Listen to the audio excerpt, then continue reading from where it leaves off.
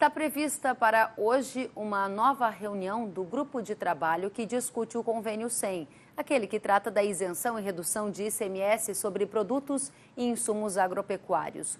O encontro online deve debater questões técnicas sobre o benefício fiscal, que tem validade até março de 2021.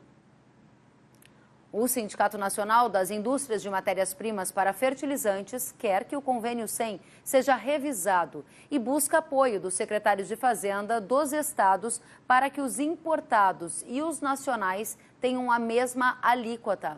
Vamos aos detalhes com o Bernardo Silva, que é diretor executivo do Simprifert. Boa tarde, Bernardo. Seja muito bem-vindo, porque o Simprifert defende mudança no benefício fiscal para fertilizantes. Boa tarde. Bom, acreditamos que a indústria nacional de fertilizantes ela tem uma plena capacidade para começar a atender de forma mais próxima ao agricultor brasileiro e tentar reverter, né, um histórico de aumento de importação que gerou a dependência brasileira de fertilizantes na ordem de 90%. Então, entendemos que o Convênio 100 foi o ponto de partida para isso, quando lá em 1996, o ano anterior à implementação do convênio, o Brasil ainda era um produtor nacional que atendia mais do que as importações. E a partir de 97, com a implementação do Convênio 100, as importações passaram a ter maior predominância, maior competitividade e construiu, né, a atual situação brasileira, onde importamos basicamente 90% do que é consumido no Brasil de fertilizantes. A proposta de vocês é taxar esse fertilizante que é importado. Você disse que 90% do que é usado no Brasil hoje é fertilizante que vem de fora. E vocês defendem que haja, então, a taxação desse fertilizante? O que nós defendemos é a isonomia, né, um tratamento isonômico, tributário, entre nacional e importado. O Brasil é o único país do mundo que subsidia a importação de fertilizantes. O Brasil hoje é o maior importador mundial de fertilizantes e não é à toa que a situação chegou a esse ponto. Então, o que defendemos é que haja um campo de jogo nivelado entre produto nacional e importado, que haja essa alíquota isonômica, como a gente chama, equiparando, em termos de ICMS, o que é pago para o nacional, assim como o importado. Isso, na prática, significa o quê, Bernardo? O produtor que nos assiste, o telespectador, quer saber como é a regra hoje e o que vocês estão propondo, porque eu sei que, inclusive, você me contou que estão tendo conversa com os secretários de Fazenda, sugerindo essas alterações. Na prática, isso significa aumentar a alíquota para o fertilizante importado e reduzir a alíquota de fertilizante nacional? E a gente está falando de uma alíquota de quanto? Qual é a proposta? A proposta é a gente chegar numa alíquota de 4% interno e interestadual para fertilizantes nacionais e importados.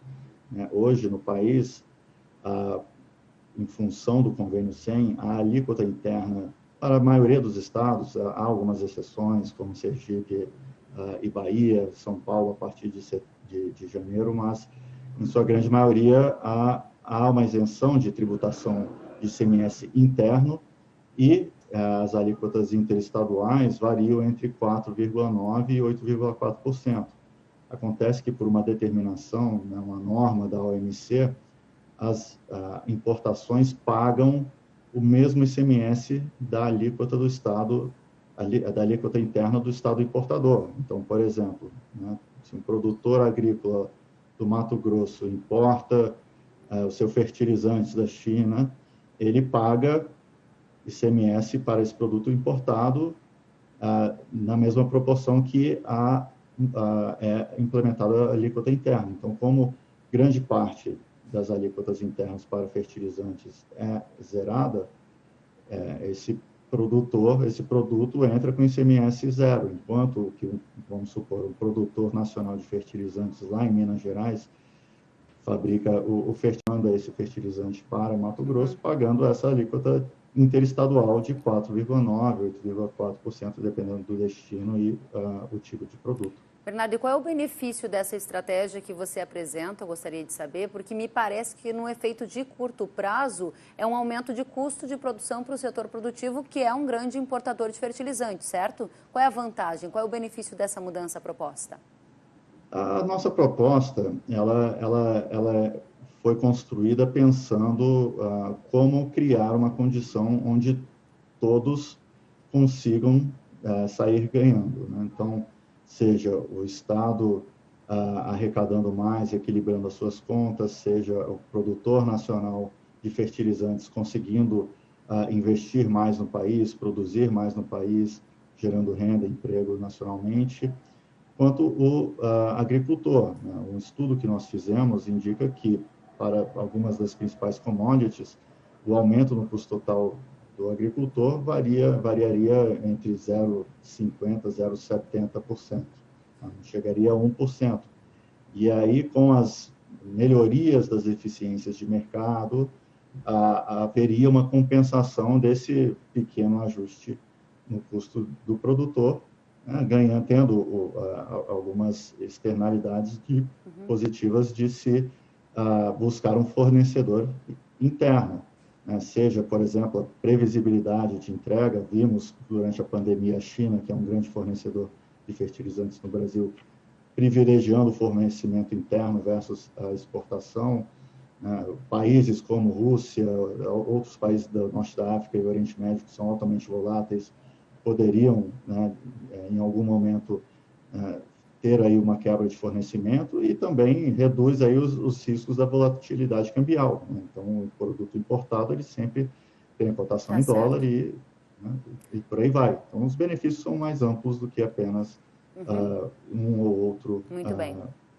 Bernardo, para encerrar, quero só saber se você já recebeu a sinalização positiva de alguns secretários de Estado com os quais você tem conversado nessa proposta que o Simprefert faz para revisar o convênio 100 e fazer então essa mudança, tornando uma alíquota única para fertilizante importado, para fertilizante nacional.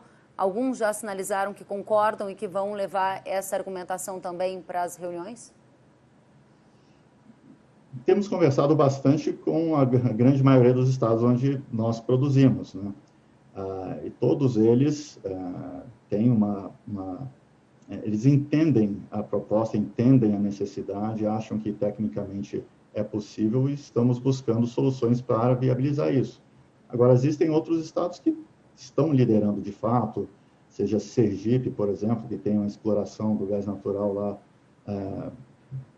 como prioridade e tem grande produção de fertilizantes nitrogenados ou potássicos, e outros estados como São Paulo, Goiás também, que além de ser um grande produtor agrícola, é também um grande produtor de fertilizantes. Tá certo. Bernardo, muito obrigada a você pelos esclarecimentos, pela presença ao vivo. Desejo uma boa tarde e volte sempre.